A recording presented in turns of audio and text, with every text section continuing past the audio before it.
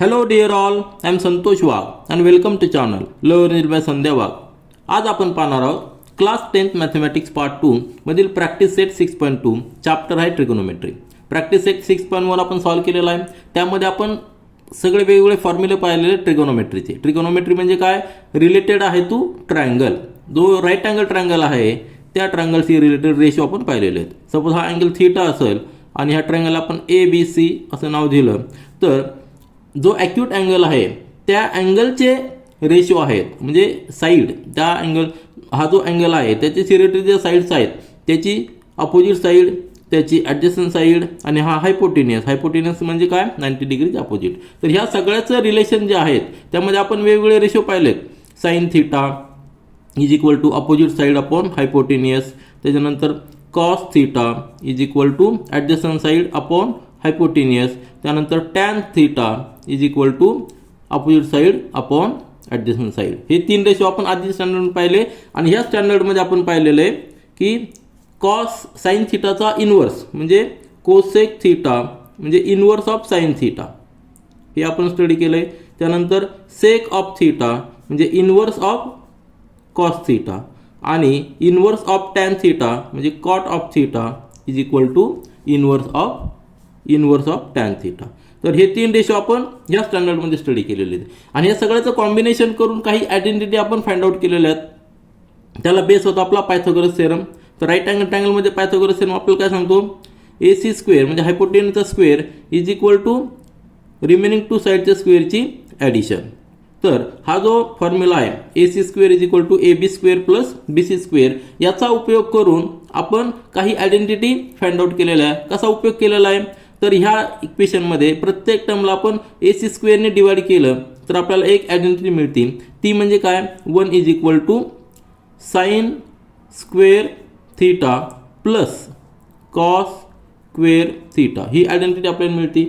जर ह्या इक्वेशनमध्ये प्रत्येक टर्मला आपण AB स्क्वेअरने डिवाइड केलं म्हणजे AB स्क्वेअरने डिवाइड केलं तर आपल्याला एक अजून आयडेंटिटी मिळते आणि जर आपण BC स्क्वेअरने डिवाइड केलं तर अजून एक आयडेंटिटी मिळते. ती म्हणजे त्या आयडेंटिटी कशा असतात? 1 इज इक्वल टू जर आपण ह्या इक्वेशनला AB स्क्वेअरने डिवाइड केलं तर AC square upon AB square म्हणजेच काय? कोसेक स्क्वेअर येणार बरोबर. या ठिकाणी कोसेक स्क्वेअर लिहू आपण. Cosec square theta is equal to 1 plus tan 1 plus cot square theta ही आयडेंटिटी मिळते.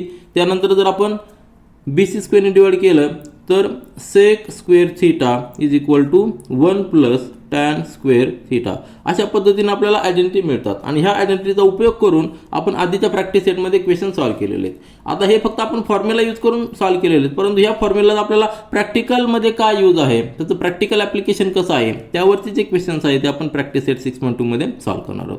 प्रॅक्टिकल यूज म्हणजे काय? जर एखादी रिव्हर असेल तर त्या रिव्हरची किती विड्थ आहे ते आपल्याला मेजर करता येते. सपोज एक टॉवर असेल, एखादा ट्री असेल, एखादा माउंटन असेल तर त्याची हाईट वगैरे मोजणं ह्या ज्या गोष्टी आपल्याला डायरेक्टली आपण करू शकत नाही त्यावेळी आपण ट्रिगोनोमेट्रीचा यूज करून त्या गोष्टी त्या गोष्टी आपण कॅल्क्युलेट करू शकतो. म्हणजेच आपला जर पाहिलं असेल सपोज आता या ठिकाणी एक ट्री आहे. एक्सप्लेनेशन पहा तुम्ही. सपोज एक ट्री आहे. आता ह्या ट्रीचा आपल्याला हाईट मेजर करायची बरोबर आहे की नाही. आता ह्या ट्रीची आपल्याला जर हाईट मेजर करायची असेल तर आपल्याला डायरेक्ट मेजर करता येत नाही तर त्यावेळी आपण ट्रिगोनोमेट्रीचा यूज करतो. सपोज या ठिकाणी आपण या ठिकाणी एक पर्सन उभा आहे तर ह्या पर्सननी ह्या हायेस्ट पॉईंट जो आहे ह्या हायेस्ट पॉईंटला जर त्याच्या आय लेवलनी ह्या दृष्टीने पाहिलं तर एक हॉरिझॉन्टलला एक अँगल केलेला असतो. अलग लक्षात. हा हॉरिझॉन्टलला जो अँगल केलेला असतो हा जो अँगल असतो ह्या अँगलचा आपण रेफरन्स घेऊ शकतो कारण की आपल्याला याची पोझिशन ट्रीपासून माहीत असते.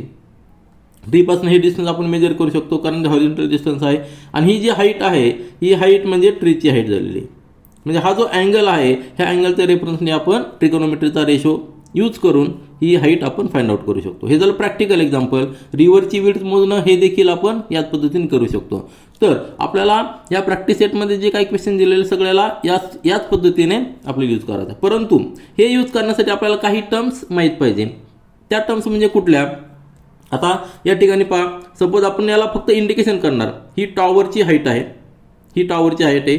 आणि ह्या अँगलपासून आता ही जी आहे ना ही आय लेवल समजायची. आता ही जी आहे ना याची आय लेवल या ठिकाणी समजायची, याची हाईट कन्सिडर करायची नाही. तर ह्या लेवलपासून हे डिस्टन्स जर आपल्याला माहीत असेल आणि ही हाईट आपल्याला कॅल्क्युलेट करायची. सपोज हे डिस्टन्स एक्स आहे. हा जो अँगल आहे हा अँगल आपल्याला जर माहीत पडला, कॅल्क्युलेट केला आपण, तर हे डिस्टन्स माहिती आहे, हा अँगल माहीत आहे. त्यावरनं आपण याचा जर टॅन थिटा घेतला तर टॅन थिटा काय येणार आहे, tan theta is equal to, tan theta म्हणजे काय, त्याची opposite side upon adjacent side म्हणजे एच अपॉन एक्स. त्यामध्ये आपण जर एक्स आपण मेजर केला, थिटा जर आपल्याला माहीत असेल तर आपण एचची व्हॅल्यू कॅल्क्युलेट करू शकतो. मग यावेळी ही जी लाईन असते ह्या लाईनला काय म्हणायचं, लाईन ऑफ व्हिजन. काय म्हणायचं, ह्याला म्हणायचं लाईन ऑफ व्हिजन. आणि हे लाईन ऑफ व्हिजन नेहमी ही जी हॉरिझॉन्टल लाईन असते त्याला काय म्हणायचं, लाईन ऑफ व्हिजन. याला काय म्हणायचं, हॉरिझॉन्टल लाईन. ही जी लाईन असते या लाईनला म्हणायचं हॉरिझॉन्टल लाईन. आलं लक्षात. हॉरिझॉन्टल लाईन सी ही लाईन ऑफ व्हिजन नेहमी अँगल करत असते, बरोबर आहे की नाही. आता हा अँगल हा ट्रीचा टॉप मोस्ट पोझिशन आहे. परंतु जर आपल्याला व्हॅली पाहिजे असेल किंवा आपण एखाद्या टॉवरवर उभा आहे, बिल्डिंगवर उभा आहे आणि खाली एक स्ट्रीटवर एखादा पर्सन आहे किंवा काही ऑब्जेक्ट आहे, तर त्यावेळी कंडिशन कशी असणार आहे, त्यावेळी आपण टॉवरवर उभा आहोत, बरोबर आहे. आपण टॉवरवर उभा आहोत आणि या ठिकाणी एक ऑब्जेक्ट आहे खाली, या ठिकाणी हा स्ट्रीट आहे, या स्ट्रीटवर एक ऑब्जेक्ट आहे. तर आपण टॉवरवर उभा आहे, आपण खाली पाहणार आहोत, बरोबर आहे की नाही, खाली पाहणार आहोत. आणि ही जी हॉरिझॉन्टल लाईन असणार आहे तर हा एक अँगल तयार झालेला असतो. आलं लक्षात. आता ही जी हॉरिझॉन्टल लाईन आहे त्याला आपण काय म्हणणार, हॉरिझॉन्टल लाईन. आणि ही जी लाईन असणार आहे ही आपण यापासून पाहिलेलं आहे, ह्या लाईनला काय म्हणायचं, लाईन ऑफ व्हिजन, बरोबर आहे की नाही. ही जी झालेली त्याला म्हणायचं लाईन ऑफ व्हिजन. म्हणजे दोन्ही केसमध्ये लाईन ऑफ व्हिजन आहे, हॉरिझॉन्टल लाईन आहे आणि एक अँगल आहे. म्हणजे ह्या दोन्हीमधला जो अँगल आहे त्या अँगलला काय म्हणायचं, angle of elevation or depression. जर आपण वरती जर पाहत असो तर त्याला म्हणायचं angle of elevation, angle of elevation म्हणायचं. आणि जर खाली पाहत असेल तर त्याला काय म्हणायचं, अँगल ऑफ डिप्रेशन. तर ह्या ज्या तीन टर्म्स आहेत त्या टर्म्स तुम्ही लक्षात ठेवा. ही हॉरिझॉन्टल लाईन म्हणजे लाईन, हॉरिझॉन्टल लाईन. त्यानंतर ही जी लाईन असती की व्हिजनची लाईन, त्याला लाईन ऑफ व्हिजन म्हणायची. आणि तो जो अँगल आहे एक तर तो वरती असेल किंवा खाली असेल त्यावेळी angle of elevation or angle of depression. ह्या तीन गोष्टी लक्षात ठेवा. आपल्याला क्वेश्चनमध्ये देखील दिलेल्या असतात, त्याचा उपयोग करायचा. ट्रिगोनोमेट्री रेशो जे आपण आता जस्ट रिवाइज केलेले त्याचा उपयोग करायचा आणि आपल्याला रिक्वायर्ड आन्सर फाइंड आउट करायचं आहे. तर ही बेसिक इन्फॉर्मेशन झालेली. आता आपण क्वेश्चन नंबर 1 सॉल्व्ह करूया. प्रॅक्टिस सेट 6.2 मधील क्वेश्चन नंबर 1 आपण रीड करूया. A person is standing at a distance of 80 metre from a church looking at its top. काय दिलेलं आहे, एक पर्सन उभा आहे आणि एक चर्च आहे. आपण या ठिकाणी रफ फिगर ड्रॉ करूया. चर्चची फिगर मी ड्रॉ करत नाही, फक्त एक रिप्रेझेंटेशन म्हणून या ठिकाणी मी चर्च ड्रॉ करतो. ठीक आहे. सपोज ह्या चर्चची एवढी हाईट आहे, ही हाईट आहे चर्चची, आपल्याला माहीत नाही चर्चची हाईट. परंतु एक person is standing at a distance of 80 metre from the church. आता हा सेंटर जर घेतला आपण यापासून 80 मीटरवर, सपोज या ठिकाणी एक रँडम डिस्टन्स घेऊ आपण, हे डिस्टन्स 80 मीटर आहे. या डिस्टन्सवर एक पर्सन उभा आहे आपल्याला दिलेलं आहे.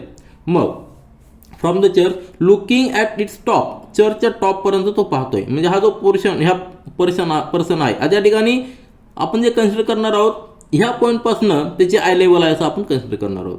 Looking at its top the angle of elevation आपण आत्ताच पाहिलेलं आहे की ह्या पॉईंटपासून ह्यापर्यंत जी लाईन असणार आहे त्याला आपण लाईन ऑफ व्हिजन म्हणणार. आणि ह्या लाईन ऑफ व्हिजनचा हॉरिझॉन्टल लाईनची जो अँगल आहे तो अँगल ऑफ इलेव्हेशन, तो किती दिलेला आहे, 45 डिग्री दिलेला आहे.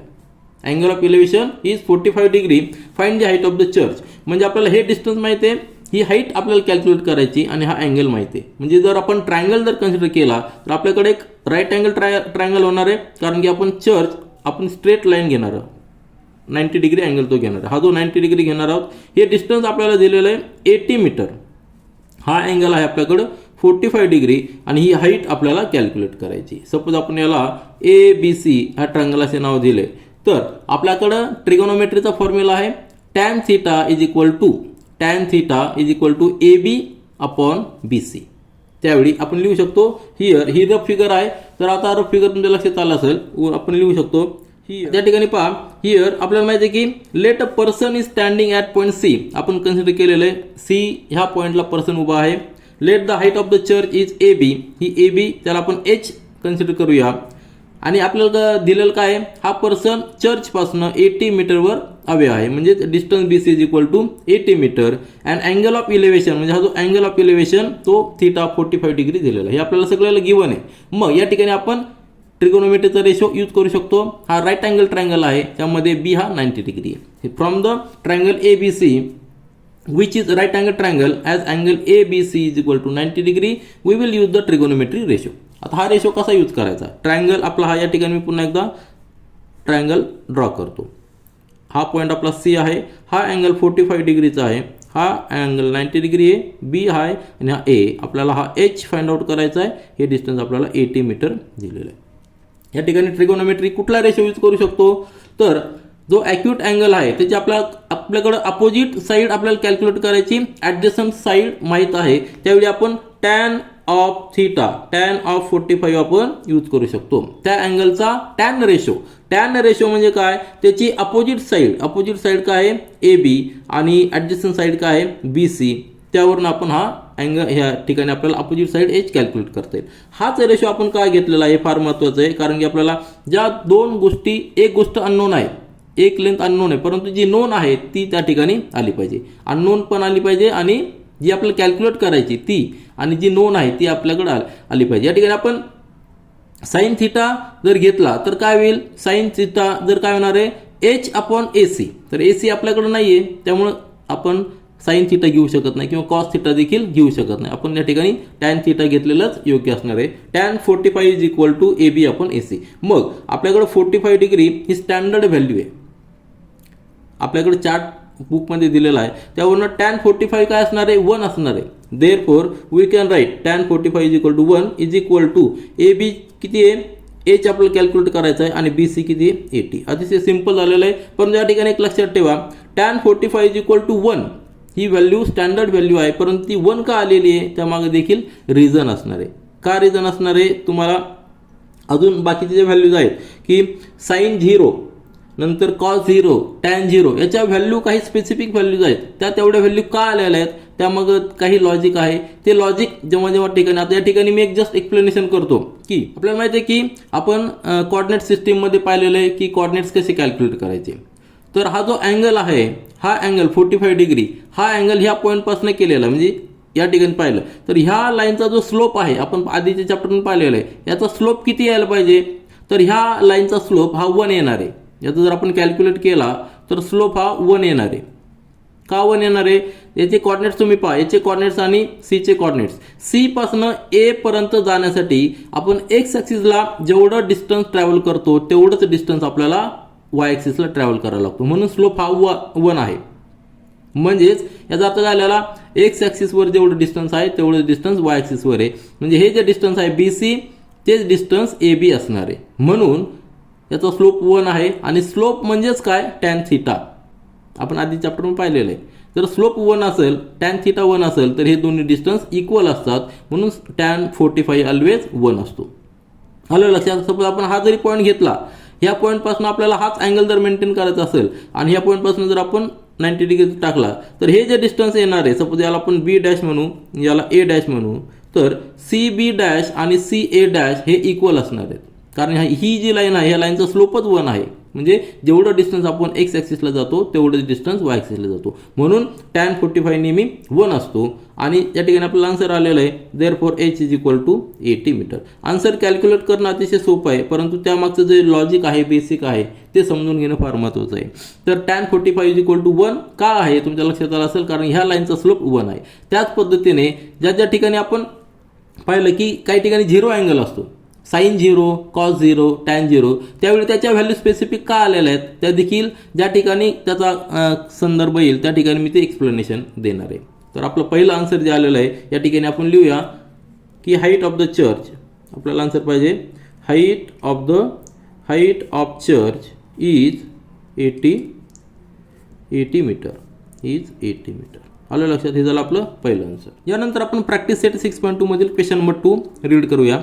From the top of light house and observer looking at a ship make and angle of depression of 60 degree. या ठिकाणी काय दिलेलं आहे, एका शिपला ऑब्झर्व केलं जातं आहे from the light house. Suppose आता ही लाईट हाऊस आहे, या लाईट हाऊसच्या टॉपवरनं एक ऑब्झर्वर शिपला ऑब्झर्व करतोय. सपोज आता या ठिकाणी शिप आहे, हा पॉईंट शिपचा आहे असंच आपण कन्सिडर करूया. मग ह्या पॉईंटपासून या शिपला ऑब्झर्व केलं जातं making the angle of depression 60 degree. आता अँगल ऑफ डिप्रेशन घेणं फार महत्त्वाचं आहे. कसा तर ही स्ट्रेट लाईन असणार आहे, ही लाईन ऑफ हॉरिझॉन्टल लाईन असणार आहे आणि ह्या हॉरिझॉन्टल लाईन बरोबर जो अँगल केला जातो त्याला आपण डिप्रेशन अँगल. सपोज हा पॉईंट या ठिकाणी आहे, ही शिप आहे समजूया. तर हा जो अँगल असणार आहे हा 60 डिग्री आहे आणि ही शिपची पोझिशन आहे, ही ऑब्झर्वरची पोझिशन आहे. हा अँगल 60 डिग्री आहे लक्षात ठेवा. If the height of the lighthouse, ही जो लाईट हाऊस आहे याची हाईट दिलेली आपल्याला 90 मीटर टॉप आहे height house. Then find how far the ship is from the lighthouse. म्हणजे हे जे डिस्टन्स आहे हे डिस्टन्स आपल्याला कॅल्क्युलेट करायचं आहे. आता हा सेंटर पॉईंट घेऊया, हे डिस्टन्स आपल्याला कॅल्क्युलेट, हा सेंटर पॉईंट घेऊया, हे डिस्टन्स आपल्याला कॅल्क्युलेट करायचं आहे. आलं लक्षात. म्हणजे आपल्याकडं राईट अँगल ट्रायंगल तयार झालेला आहे, हा राईट अँगल ट्रायंगल तयार झालेला आहे. आपण जर सेपरेट काढला तर ही लाईट हाऊस, नंतर ही शिपची पोझिशन आणि हा जो अँगल आहे हा अँगल. आता हा अँगल 60 डिग्री आहे म्हणजे हा अल्टरनेट अँगल असणार आहे, कारण हा 90 डिग्री आहे, हा देखील 60 डिग्री असणार आहे. अल्टरनेट अँगलमुळे हा अँगल 60 असणार आहे. आपण सपोज नाव देऊया ABC. आपल्याला काय दिलेलं आहे, हे 90 मीटर दिलेलं आहे. मग आपल्याला हे डिस्टन्स कॅल्क्युलेट करायचं आहे बीसीचं डिस्टन्स किती असणार आहे. सपोज आपण त्याला x म्हणूया. सिम्पल. आलं लक्षात तुमच्या. या ठिकाणी पोझिशन कशी आहे, ही शिपची पोझिशन आहे, ही ए म्हणजे ऑब्झर्वर आहे त्याची पोझिशन आहे आणि B म्हणजे base of the light house. बरोबर आहे का. म्हणजे हा राईट अँगल ट्रायंगल झालेला. या ठिकाणी आपण ट्रिगोनोमेट्री रेशो यूज करू. आपल्याला एक व्हॅल्यू दिलेली आहे √3 = 1.73. हे का दिलेली आहे, कारण की हे या ठिकाणी इरेशनल नंबर असल्यामुळे आपल्याला ती ही व्हॅल्यू दिलेली आहे. आपल्याला कॅल्क्युलेशनमध्ये येणार आहे. जेव्हा आपण sine theta, cos theta, tan theta घेतो त्यामध्ये त्याचे जे स्टँडर्ड व्हॅल्यू आहेत ते आपल्याला माहिती आहेत. तर यावरून आपल्याला अशा पद्धतीने आपल्याला BCची व्हॅल्यू फाइंड आउट करायची. तर आपण थोडंसं ब्रीफमध्ये या ठिकाणी लिहूया आणि आन्सर चालू करूया. तर सोल्युशन पहा. Let AB is the height of the lighthouse. म्हणजे आपण जी रफ फिगर पाहिलेली आहे यामध्ये पहा. Let AB is the height of the lighthouse. A is the position of the observer. जी टॉप पोझिशन आहे ती A ची ऑब्झर्वर पोझिशन आहे.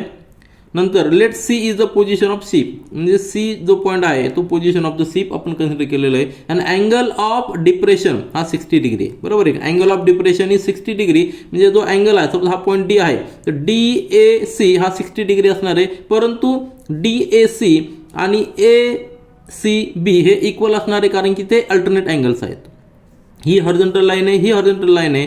दोन पॅरलल लाईन्स आहेत आणि ही ट्रान्सव्हर्सल आहे. त्यावेळी हा अल्टरनेट अँगल तयार होतात. आपल्याला माहिती आहे की alternate angles are equal. Therefore आपण काय लिहू शकतो. Therefore angle DAC = 60 degree. हे आपल्याला अँगल ऑफ डिप्रेशन दिलेला आहे. Therefore angle ACB = also 60 degree कारण हे बोथ आर अल्टरनेट अँगल्स आहे. आता ही जी फिगर आपण थोडीशी रफमध्ये या ठिकाणी पुन्हा ड्रॉ केलेली. ABC. A म्हणजे ऑब्झर्वरची पोझिशन, B म्हणजे base of the light house, C is the position of ship. हा अँगल 60 डिग्री आपण कॅल्क्युलेट केलेला आहे. ही हाईट 90 डिग्री दिलेली आहे आणि x आपल्याला फाइंड आउट करायचं आहे. Now consider the right angle triangle. हा जो ट्रायंगल कन्सिडर करायचा या ठिकाणी B हा 90 डिग्री. हे सगळं कॅल्क्युलेशन करणं सोपं आहे. फक्त आपल्याला ती फिगर ड्रॉ करता आली पाहिजे. एकदा सगळं व्यवस्थित मांडता आलं पाहिजे. ना using the trigonometry ratio.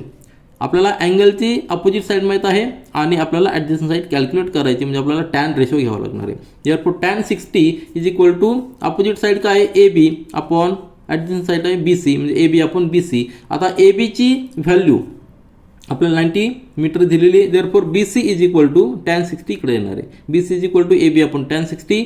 ABची value दिलेली 90 आणि tan 60 म्हणजे √3 हे आपल्याला माहिती आहे. हा इरेशनल नंबर आहे परंतु आता डिव्हिजनमध्ये आहे म्हणजे आपल्याला कॅल्क्युलेशन करणं सोपं नाही. मग काय करायचं या ठिकाणी 90चे फॅक्टर्स घेऊया आपण. म्हणजे काय 30 × 3 म्हणजे 90 डिवायडेड बाय √3 तसंच आहे. आलं लक्षात. म्हणजे या ठिकाणी आपण काय लिहू शकतो दॅट इज इक्वल टू.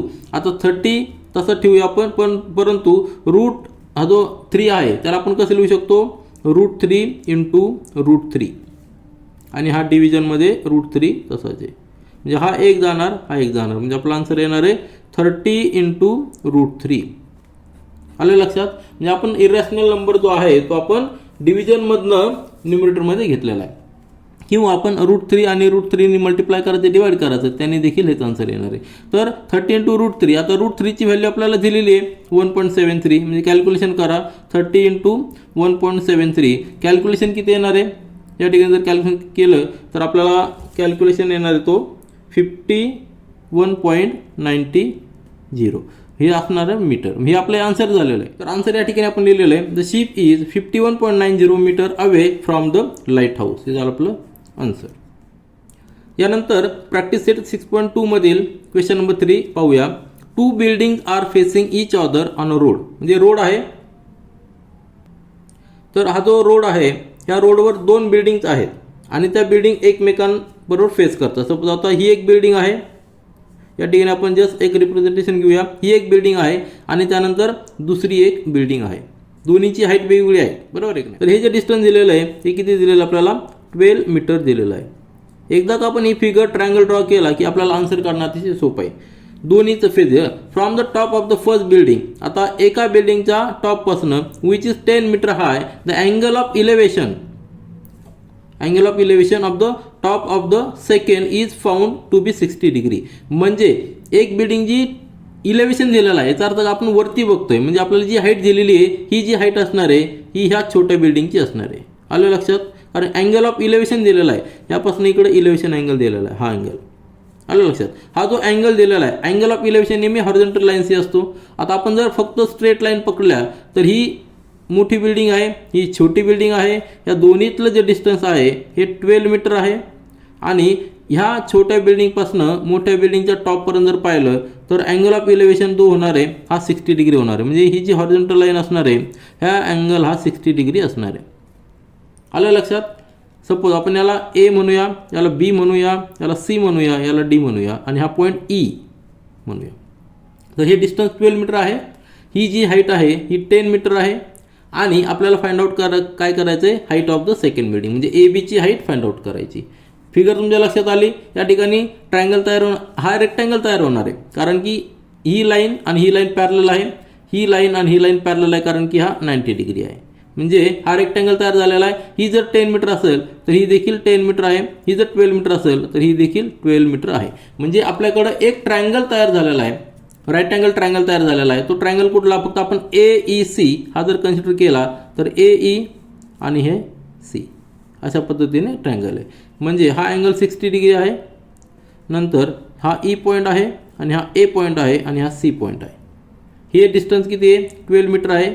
आणि त्याच्यानंतर आपल्याला आता ह्या ट्रायंगलमध्ये अँगल माहिती आहे, एक साईड माहीत आहे, त्यावरून आपण दुसरी साईड कॅल्क्युलेट करू शकतो. ही साईड आपल्याला मिळणार आहे, ही साईड आपल्याकडे 10 मीटर आहे, दोघींची ॲडिशन केली की आपल्याला ABची हाईट मिळणार आहे. तर आपण सोल्युशन लिहूया.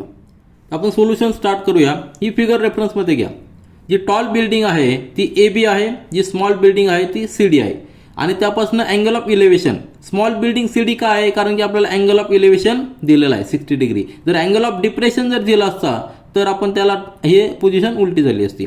तर 60 डिग्री या ठिकाणी आलेला आहे, म्हणून C पासून हा अँगल ऑफ इलेव्हेशन आहे.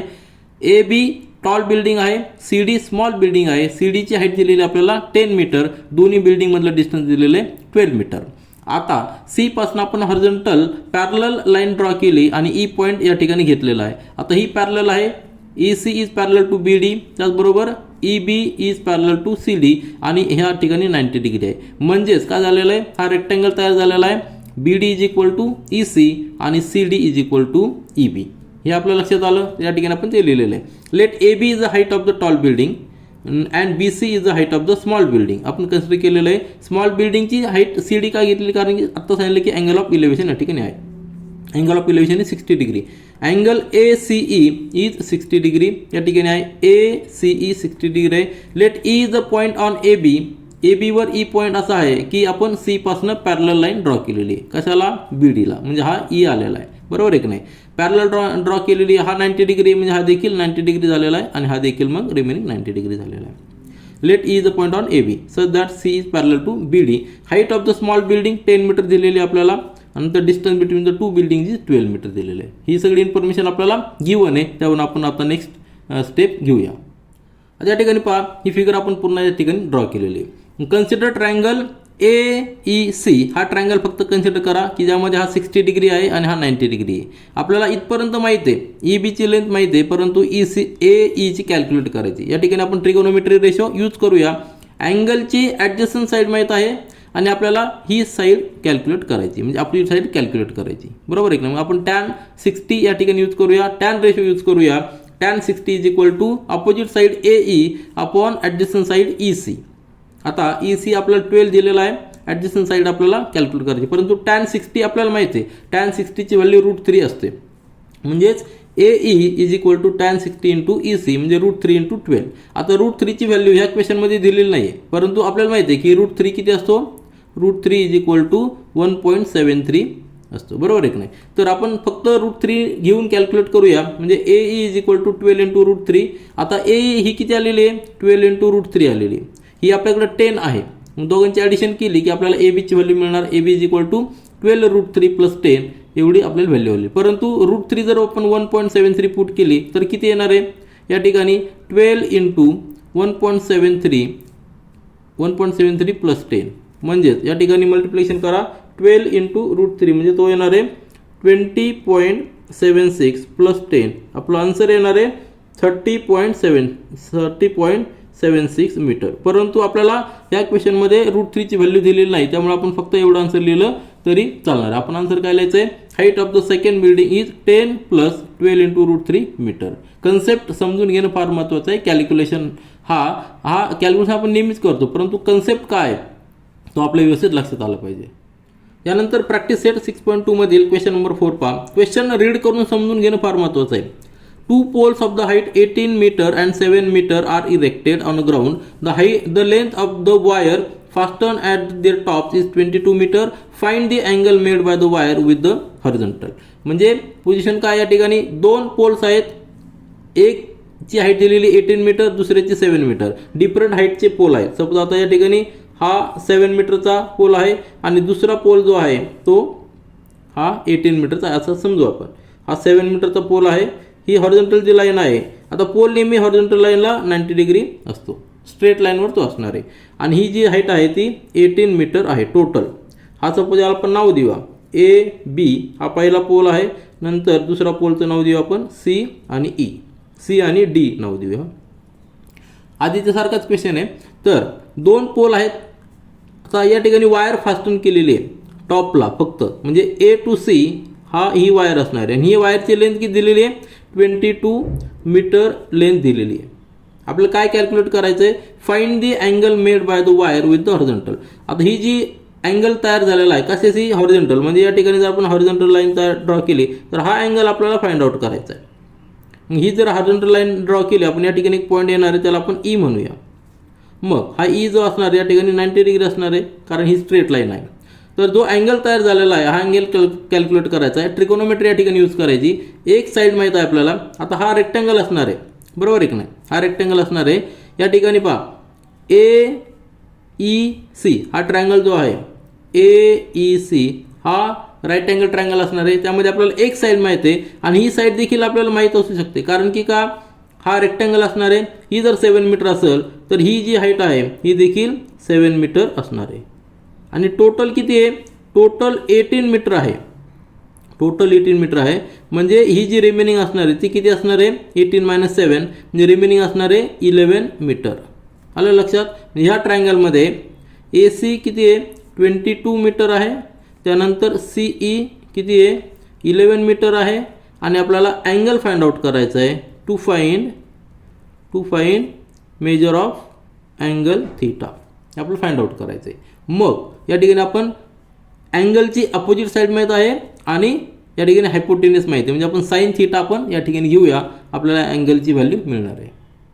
तर सोल्युशन पहा. सोल्युशन अतिशय सोपं आहे. एकदा आपल्याला ही फिगर ड्रॉ करता आली की आपला आन्सर एकदम लवकर येणार आहे. तर let AB and CD are the heights of the poles. AB आणि CD height of the pole. AB is equal to 7 metre, CD is equal to 18 metre consider केलेलं आहे. लेंथ ऑफ वायर AC म्हणजे ह्या पॉईंटपासून C पर्यंत जी length of wire असणार आहे ती 22 मीटर कन्सिडर केलेली आहे. Draw a horizontal. आता A पासून हॉरिझॉन्टल ड्रॉ करायचा, E पॉईंट मिळणार आहे, म्हणजेच AE is parallel to BD असणार आहे. नंतर हा 90 डिग्री आहे, हा 90 डिग्री, दोन पॅरलल लाईन झालेल्या आहेत, याचा अर्थ झालेला हा रेक्टँगल तयार झालेला आहे. आलं लक्षात? तर या ठिकाणी नेक्स्ट स्टेपमध्ये पहा काय लिहिलेलं आहे, draw horizontal line AE, therefore AE is parallel to BD आणि AB is equal to ED. AB is equal to AD असणार आहे, कारण की रेक्टँगल तयार झालेला. हा जो रेक्टँगल तयार झालेला आहे या ठिकाणी फिगरमध्ये पुन्हा एकदा पहा, AB is equal to AD का लिहिलेलं आहे, AB is equal to ED का लिहिलेलं आहे, कारण हा रेक्टँगल तयार झालेला आणि रेक्टँगलच्या अपोजिट साईड्स पॅरलल आणि इक्वल असतात. म्हणजेच AB जर 7 मीटर असेल तर ED देखील 7 मीटर आहे, परंतु टोटल CD किती आहे, 18 मीटर आहे. मग CE आपल्याला कॅल्क्युलेट करता येईल, CD minus EC, CD minus ED. तर आपण या ठिकाणी ते लिहूया. नाऊ या ठिकाणी पहा, नाऊ कन्सिडर आहे का, AB is equal to CD 7 metre आपण लिहिलेलं आहे. नंतर CD is equal to CE plus ED, total length आहे, त्यातली आपल्याला CD माहिती आहे टोटल 18 आणि CE आपण कॅल्क्युलेट करणार आहोत, ED आपल्याकडे 7 आहे, बरोबर आहे की नाही. तर ती मायनस केली तर आपल्याला CE ची लेंथ आलेली 11 मीटर. हा जो ट्रायंगल कन्सिडर करा, CE 11 मीटर आलेला आहे, हा फक्त टॉपचा ट्रायंगल आहे, खाली बॉटम जो आहे तो आपण या ठिकाणी कन्सिडर केलेला नाही. तर CE 11 मीटर आलेला आहे, ही 22 मीटर आहे आणि हा अँगल जो आहे अँगल ऑफ इलेव्हेशन थीटा आपल्याला कॅल्क्युलेट करायचा आहे. मग ट्रिगोनोमेट्री या ठिकाणी आपण यूज करू, कारण या ठिकाणी 90 degree. Now considering the angle ACE, हा अँगल कन्सिडर करायचा की जो 90 डिग्री आहे, राईट अँगल ट्रायंगल आहे. मग ह्या अँगलची अपोजिट साईड माहीत आहे, हायपोटेनियस माहीत आहे, साइन थीटा आपण घेऊया using the trigonometry. Sine theta is equal to CE, opposite side CE आहे, डिवायडेड बाय हायपोटेनियस AC आहे, म्हणजे 11 आपण 22. CE किती आहे, 11 आहे आपण 22, म्हणजे 1/2. आता sine theta is equal to 1/2, आपल्याला माहिती आहे की साइन 30 इज इक्वल टू 1/2, म्हणजे थीटाची व्हॅल्यू किती येणार आहे, 30 डिग्री. जो स्टँडर्ड आपल्याला माहिती आहे की साइन 30 इज इक्वल टू 1/2, ही स्टँडर्ड व्हॅल्यू आहे आपल्याला माहिती आहे, म्हणून आपण थीटा किती असणार आहे, 30 डिग्री असणार. हा जो अँगल असणार आहे 30 डिग्री असणार आहे. आन्सर लिहूया, angle made by the wire with the horizontal direction in 30 degree. Simple question होता, फक्त कन्सेप्ट काय आहे तो आपल्या लक्षात आला पाहिजे. यानंतर क्वेश्चन नंबर 5 पहा, a storm broke a tree and the tree top rested 20 metre from the base of the tree making an angle of 60 degree with the horizontal, find the height of the tree. काय condition दिलेली आहे, एक झाड आहे आपल्याकडं, suppose आता या ठिकाणी आपण झाड ड्रॉ करूया की त्याच्या ह्या फांद्या वगैरे आहेत, बरोबर आहे की नाही. आता वेगवेगळ्या फांद्या वगैरे असतील, परंतु या ठिकाणी आपल्याला काय करायचं आहे, फक्त ट्रीचा एक स्ट्रेट लाईन कन्सिडर करायची. आता ही जे ट्री आहे, हे ट्री वॉरमुळं स्टॉर्ममुळं ब्रेक झालेलं आहे. सपोज आपण फक्त कन्सिडर करूया स्ट्रेट लाईन, ही ट्री आहे आणि ती ब्रेक झालेली आहे एका पॉईंटपासून. सपोज आता हा पॉईंट आहे, या पॉईंटपासून ब्रेक झालेली, याला आपण नाव देऊया, हा टॉप आहे ट्रीचा, त्यानंतर बेस जो आहे तो B आहे आणि ह्या C पॉईंटपासून ब्रेक झालेली ट्री, म्हणजे हा जो पोर्शन असणार आहे AC, तो काय होणार आहे, जमिनीवर येणार आहे, हॉरिझॉन्टल इकडे येणार आहे, बरोबर आहे की नाही.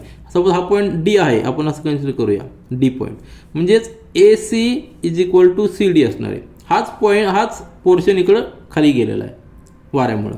आणि हॉरिझॉन्टल लाईनवर ही जी हॉरिझॉन्टल लाईन आहे, ही हा D पॉईंट आहे, आपण कन्सिडर करूया, हा B पॉईंट आहे, हा D पॉईंट आहे, म्हणजे AC is equal to CD आहे. हा अँगल 90 डिग्री असणार, ट्री स्ट्रेट आहे असं कन्सिडर करूया, हा 90 डिग्री आहे. मग आपल्याला काय दिलेलं आहे, making and angle of 60 degree, हा जो खाली आलेला आहे हा टॉप 60 डिग्री अँगल करतो, म्हणजे हा अँगल 60 डिग्री असणार आहे with the horizontal. Find the height of the tree. आता 20 मीटर यापासून रेस्ट झालेला आहे, म्हणजे B पासून D हे किती दिलेलं आपल्याला, 20 मीटर दिलेलं आहे. आपल्याला अँगल पण दिलेला आहे, एक साईड पण दिलेली आहे, हा 90 डिग्री आहे. ट्रिगोनोमेट्री आपण रेशो यूज करूया आणि आपल्याला कॅल्क्युलेट करता येतील. काय कॅल्क्युलेट करता येईल, BC कॅल्क्युलेट करता येईल, कारण की अँगलची अपोजिट साईड आणि अपोजिट साईड आपल्याला कॅल्क्युलेट करता येईल. सपोज ही X आहे आणि आपल्याला ॲडजस्टंट साईड माहिती, म्हणजे tan 60 जर घेतला तर आपल्याला X कॅल्क्युलेट करता येईल.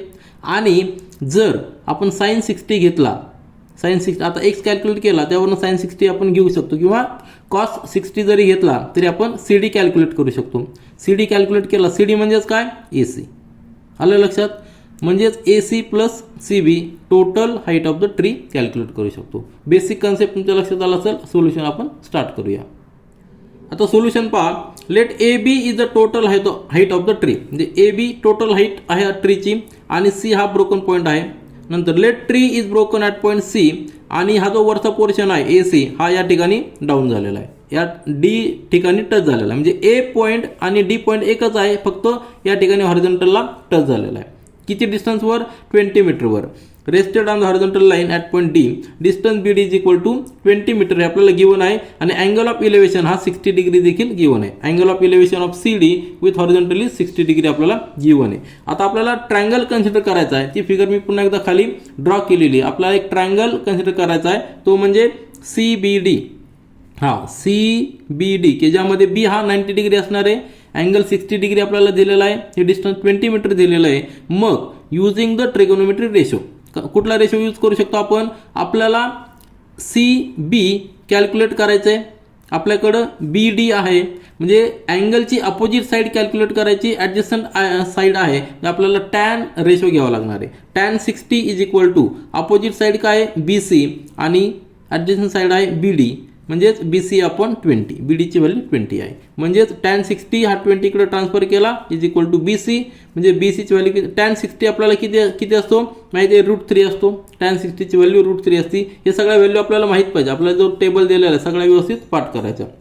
√3 × 20 म्हणजे BCची व्हॅल्यू आलेली आहे 20 × √3 मीटर. आता या ठिकाणी √3ची व्हॅल्यू आपल्याला माहिती आहे 1.73, परंतु दिलेली नाही म्हणून आपण कॅल्क्युलेशन केलं नाही तरी चालणार आहे. तर BC इज इक्वल टू 20 √3 ही जी आलेली आहे 20 √3 मीटर, बरोबर आहे की नाही? कारण हे मीटर आहे, हे देखील मीटर असणार आहे. आता ह्या ट्रायंगलमध्ये आपल्याला ॲक्च्युली काय कॅल्क्युलेट करायचं आहे? तर CD कॅल्क्युलेट करावं लागणार आहे. CD आणि ABC इक्वल आहेत, म्हणजेच AC मिळणार आहे आपल्याला आणि CB आपल्याकडे आहे, जे दोघांची ॲडिशन केली की टोटल हाईट मिळणार आहे. आता समोरची बाजू आपल्याला ह्या अँगलची अपोजिट साईड माहीत आहे, आपल्याला हायपोटेनियस कॅल्क्युलेट करायचा आहे. म्हणजे आपण साईन रेशो घेतला तरी चालेल किंवा कॉस रेशो घेतला तरी चालेल, कारण कॉस म्हणजे काय? या ठिकाणी ॲडजस्टंट साईड आहे आणि हायपोटेनियस आहे. तर कुठलाही रेशो घेतला तरी आपल्याला आन्सर येणार आहे. तर या ठिकाणी आपण साईन रेशो घेऊया आणि CDची लेंथ कॅल्क्युलेट करूया. पुन्हा एकदा ही फिगर रेफरन्समध्ये घ्या.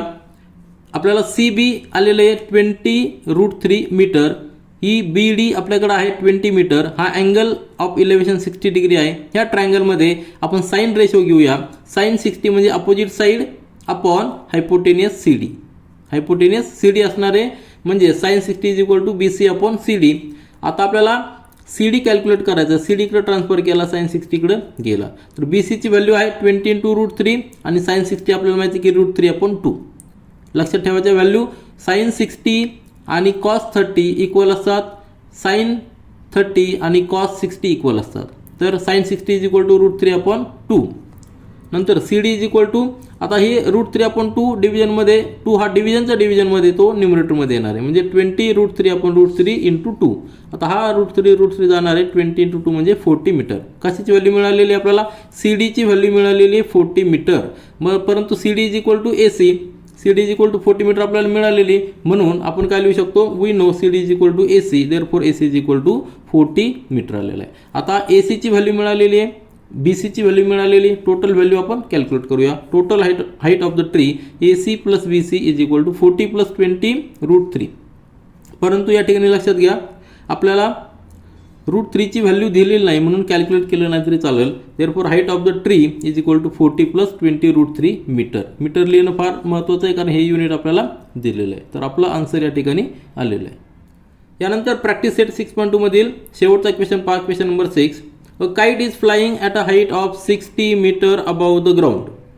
The string attached to the kite is tied at the ground. It makes an angle of 60 degree with the ground. म्हणजे काय दिलेलं आहे? एक काईट आहे. सपोज आपल्याला माहिती आहे की काईट कशा पद्धतीने असतो, असा काईट असतो. तर हा सेंटर पॉईंट आपण घेऊया रेफरन्ससाठी. हा काईट एका स्ट्रिंगनी जॉईन केलेला आहे, परंतु स्ट्रिंग काय करते? 60 degree angle with the ground करते. म्हणजे हा जो अँगल आहे हा अँगल 60 डिग्री. सपोज आता हे हॉरिझॉन्टल ग्राउंड आहे, ठीक आहे.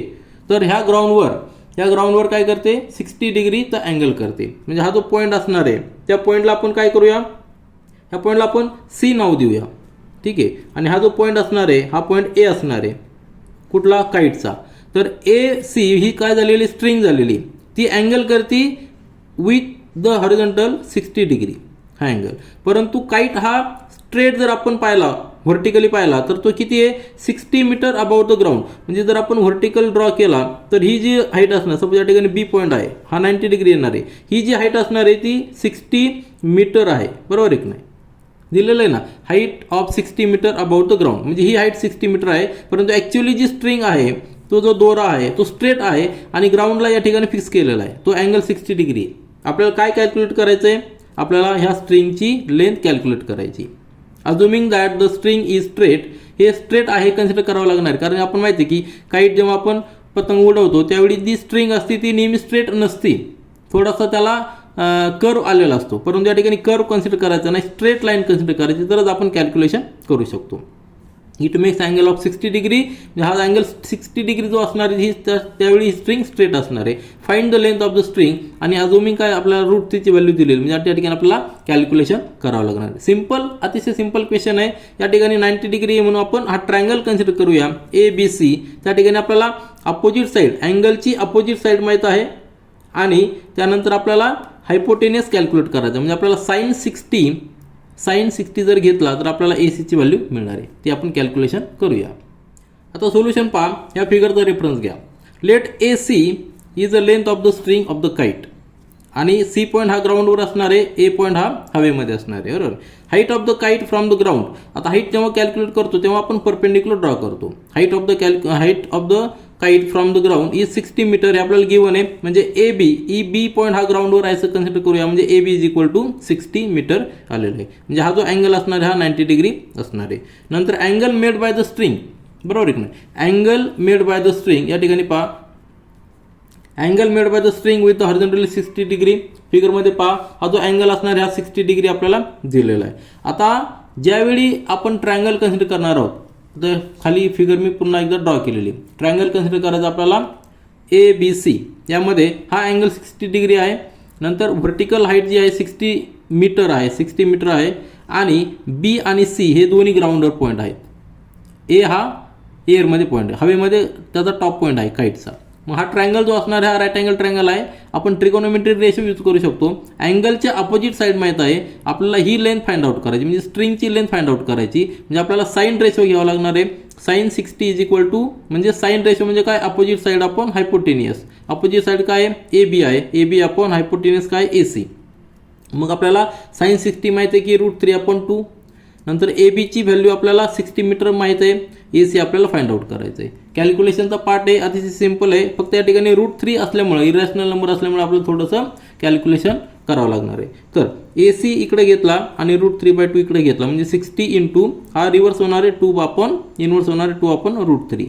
म्हणजेच आता √3 हा जो इरॅशनल नंबर डिव्हिजनमध्ये आलेला आहे तो आपल्याला न्यूमरेटरमध्ये आणायचा. म्हणजे काय करायचं, त्याला √3 मल्टिप्लाय करायचं आहे. √3 मल्टिप्लाय केलं म्हणजे त्याला या ठिकाणी मल्टिप्लाय न्यूमरेटरला आणि डिनोमिनेटरला दोन्ही करायचं. म्हणजे √3 इंटू √3 म्हणजे 3 झालेला आहे. आता 3 याला डिवाइड करूया 60ला, म्हणजे 20 येणार आहे. 20 इंटू 2 म्हणजे 40 √3.